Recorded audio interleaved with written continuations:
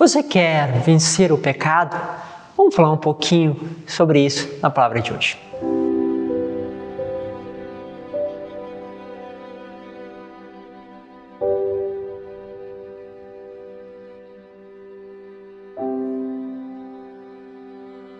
Em nome do Pai, do Filho e do Espírito Santo. Amém.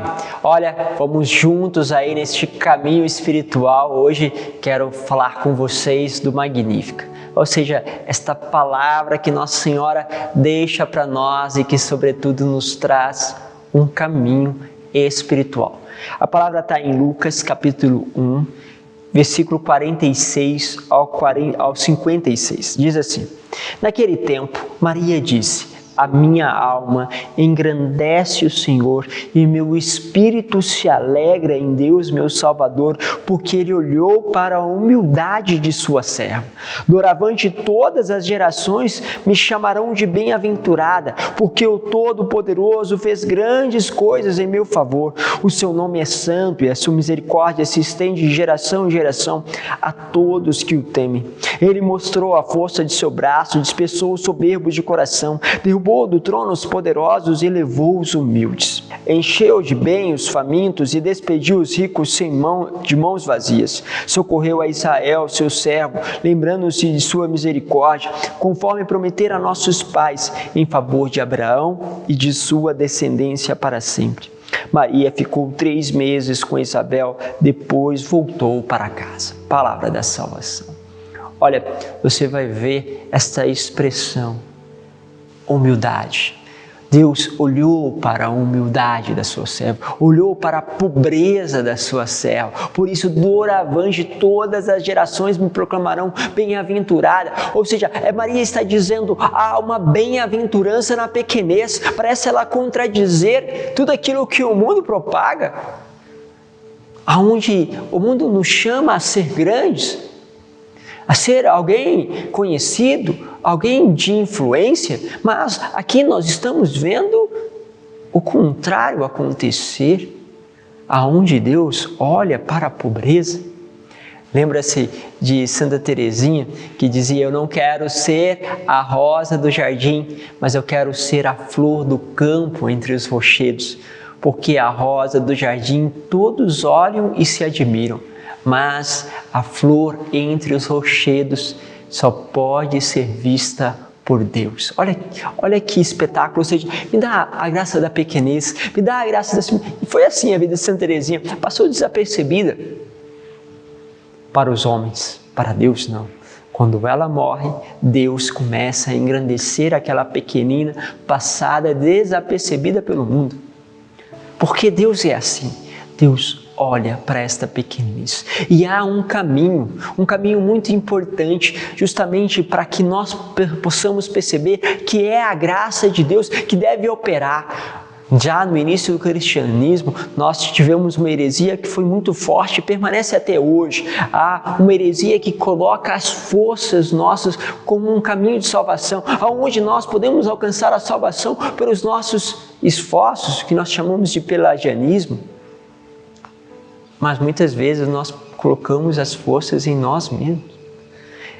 E quando nós falamos da graça, estamos colocando a força em Deus.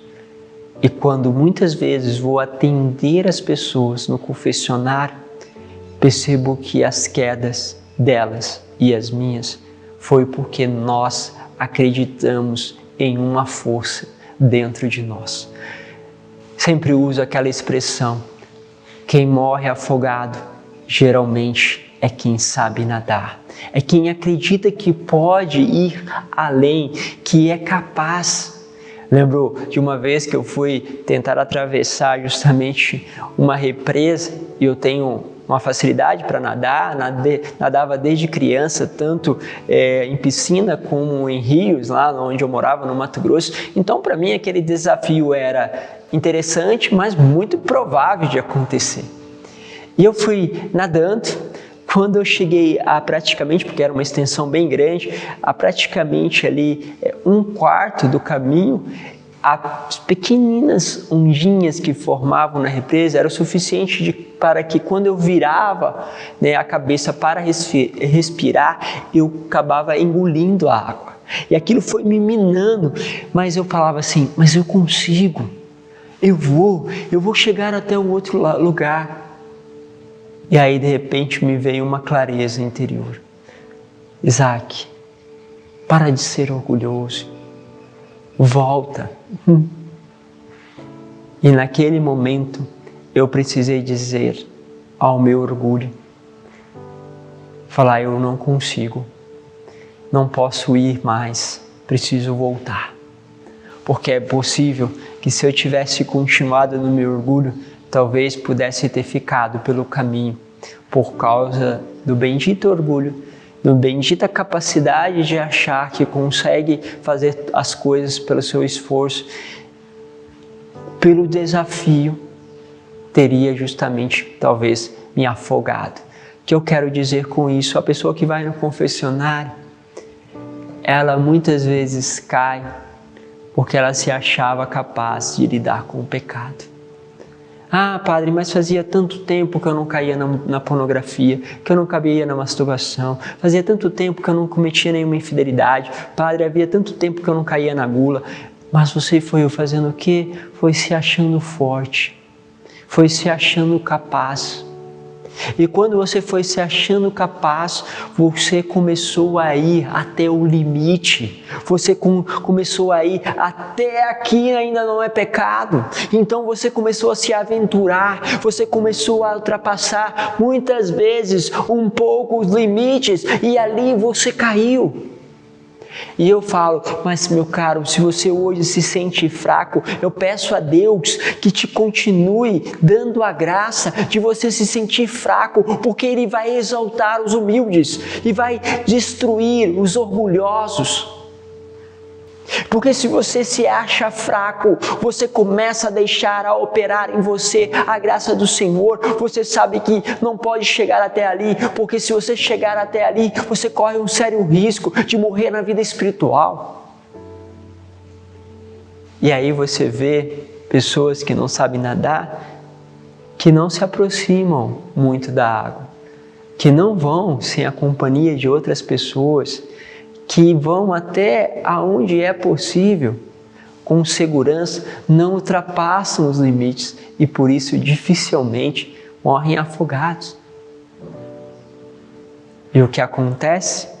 Os orgulhosos acham que podem ir muito além daquilo que é as suas capacidades, porque ele está sempre se desafiando, mas esquece da segurança que deve percorrer o seu caminho, sendo acompanhado sempre por alguém de próximo, sendo justamente dando os passos não que você quer, mas que Deus lhe propõe. Pense um pouquinho sobre isso e de repente você vai perceber a graça de Deus operando na sua vida, porque é isso. Deus muitas vezes nos quer simples para que Ele possa justamente fazer-nos crescer. Ele nos quer simples e nós queremos ser grandes. E aí acabamos caindo no pecado. Lembre-se, seja um pouco medroso em relação ao pecado, porque ele vai bater na tua porta e não desafie. Volte, segure nas mãos de Nossa Senhora e vá junto com ela nos caminhos que Deus está preparando para a sua vida. Deus os abençoe, Pai, Filho e Espírito Santo. Amém.